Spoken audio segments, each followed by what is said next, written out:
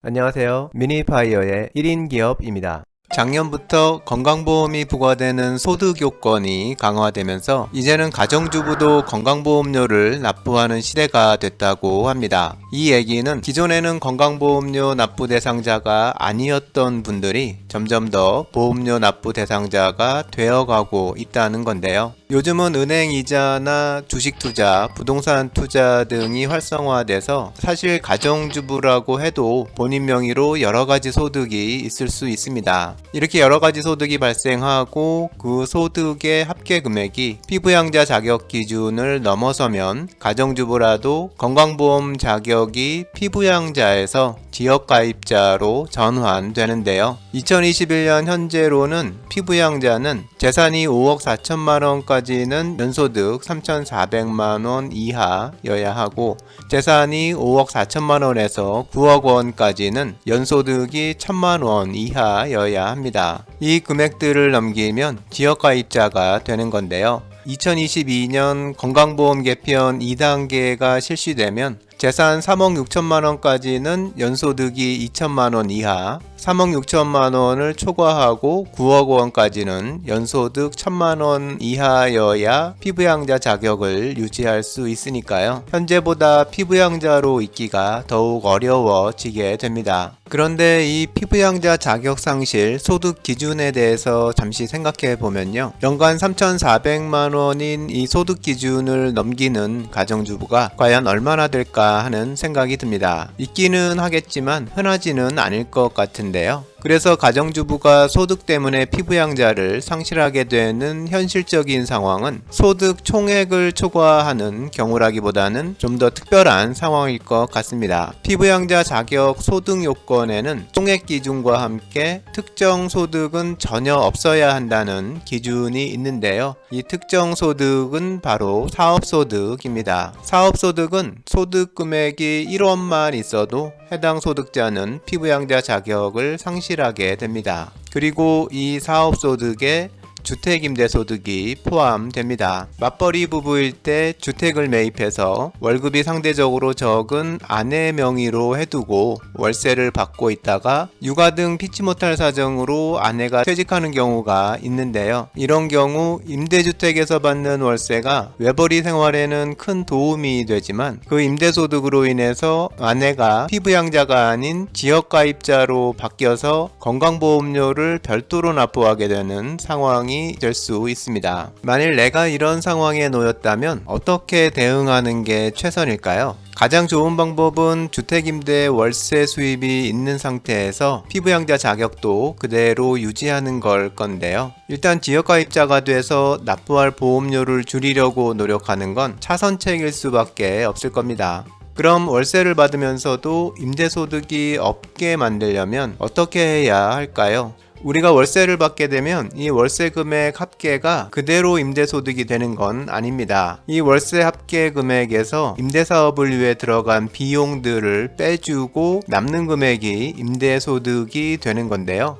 이렇게 월세 수입에서 월세를 받기 위해 들어간 비용을 빼준 소득 금액이 1원이라도 발생해야 피부양자 자격이 상실되는 거니까요. 월세 수입이 있어도 임대소득이 없도록 수입과 비용을 잘 조절하면 건강보험은 피부양자로 있을 수 있습니다. 여기서 주택임대소득 계산 방법을 좀 더 자세히 알아보면요. 주택임대소득을 분리과세 방식으로 신고하게 되면 월세 합계 금액인 연간 임대수익 금액에서 필요 경비인 주택을 임대하는 데 들어간 비용을 빼주고 여기에다가 다시 기본공제 금액을 빼줘서 임대소득을 계산하게 됩니다. 분리과세 방식 신고의 경우 주택임대사업자 등록 여부에 따라서 필요 경비는 임대수입의 60%, 50%로 인정해주고 기본 공제는 각각 400만원, 200만원을 적용해주는 것으로 이미 정해져 있는데요. 이 기준에 따라서 각 경우를 계산해보면 임대주택으로 등록한 경우 연간 임대수입이 1,000만원,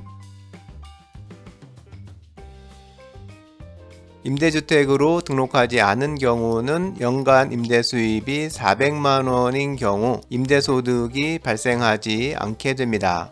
등록자인 경우는 연간 1,000만원, 월 기준 83만 3천원을 넘지 않으면 임대소득이 0원이고, 미등록자인 경우에는 연간 400만원, 월 기준 33만 3천원을 넘지 않으면 임대소득이 0원이 되는 겁니다. 이 월세 금액을 넘지 않으면 피부양자 자격은 그대로 유지되는 겁니다. 이제 오늘 영상에서 가장 고심이 되는 부분에 왔는데요. 지금 받고 있는 월세가 만약 40만원이면 어떻게 해야 할까요? 평범한 맞벌이 부부가 아끼고 노력해서 매입한 소형주택에서 받는 월세라면 이 정도 금액이 가장 흔하지 않을까 싶은데요. 월세 40만원이면 연간 수입 480만원, 주택임대사업자 미등록이면 임대소득이 40만원이 발생하게 됩니다. 그러면 40만원이 사업소득으로 잡혀서 피부양자 자격이 상실되고 지역가입자가 되는 건데요. 그럼 지역가입자가 되지 않기 위해서 월세를 그냥 7만원 깎아줘야 할까요? 이때 계산해서 비교해 봐야 할 부분이 월세를 40만원에서 33만원으로 낮춰줄 경우 발생하는 임대수입 손해 금액과 월세 40만원을 고수해서 지역가입자가 됐을 때 납부해야 하는 지역건강보험료 연간 납부금액입니다. 월세를 33만원으로 낮추면 임대수입은 연간 84만원이 줄어들고요. 월세 40만원을 고수해서 지역가입자가 되면 2021년을 기준으로 봤을 때 지역건강보험료를 대략 매달 98,000원 정도 납부하게 되니까 연간 118만원이 건강보험료로 나가게 됩니다. 지역가입자가 되면 보험료가 임대수입에 대해서만 부과되는 것이 아니라 해당 임대 중인 주택의 재산세 과표에 대해서도 부과되기 때문에 보험료 금액이 높게 나오게 됩니다. 이 계산에서는 임대 중인 주택의 재산세 과표를 7천만원으로 계산했습니다. 아내 명의인 주택을 임대하고 매월 40만원을 받고 있다면 월세를 33만원으로 낮춰서 연간 임대 수입이 84만원 줄어드는 것이 월세 40만원을 그대로 유지해서 지역건보료 118만원을 내는 것보다는 더 유리하다는 계산이 나옵니다. 이렇게 월세를 낮추면 임차인에게도 좋은 일이 되고요. 아마도 주변 시세보다 낮은 월세가 될 테니까 다른 임차인 구하기도 훨씬 더 쉬워질 수 있습니다. 그런데 만일 받고 있는 월세가 40만원이 아니라 50만원이라면 계산이 어떻게 달라질까요? 지역건보료 납부 금액보다 월세 수입 감소분이 더 커지게 될 것 같은데요. 얼마나 더 커지는지는 직접 한번 계산해 보시면 좋을 것 같습니다.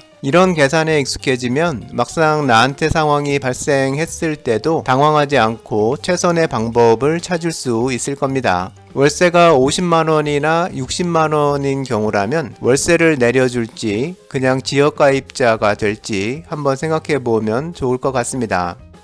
여기서 한 가지 더 생각해 보면요. 만일 이 월세 받는 소형주택이 아내 단독 명의가 아니라 부부 공동 명의였다면 어땠을까요? 월세를 얼마까지 받아도 되는 걸까요? 이걸 계산하다 보면 여기서 증여를 해볼까 하는 생각도 들 수 있는데요. 임대하는 주택을 아내 명의 100%에서 50%를 남편에게 증여해서 공동 명의로 하게 되면 어떨까 하는 걸 생각해 보는 겁니다. 만일 증여를 해보면 좋겠다고 생각된다면 증여 때 발생하는 증여세, 증여 취득세가 지역건보료 몇 년치와 비슷해지면 증여를 해도 좋겠다고 생각이 될까요? 그런데 왠지 증여는 싫을 수 있습니다. 부동산 명의는 아주 중요한 거니까요. 임대소득에 있는 가정주부의 건강보험료 문제에 대해서 생각해보면 현실적으로 여러가지 해결 방법이 있을 수 있습니다. 하지만 항상 이렇게만 하면 된다는 식의 정답이 있는 건 아니고요. 주어진 상황에서 가장 유리한 방법을 찾아내야 합니다. 오늘 질문했던 부부 공동명의 증여 등을 적용하는 방법에 대해서도 다음 영상으로 계속 공유해 보겠습니다. 좋아요와 구독 부탁드립니다.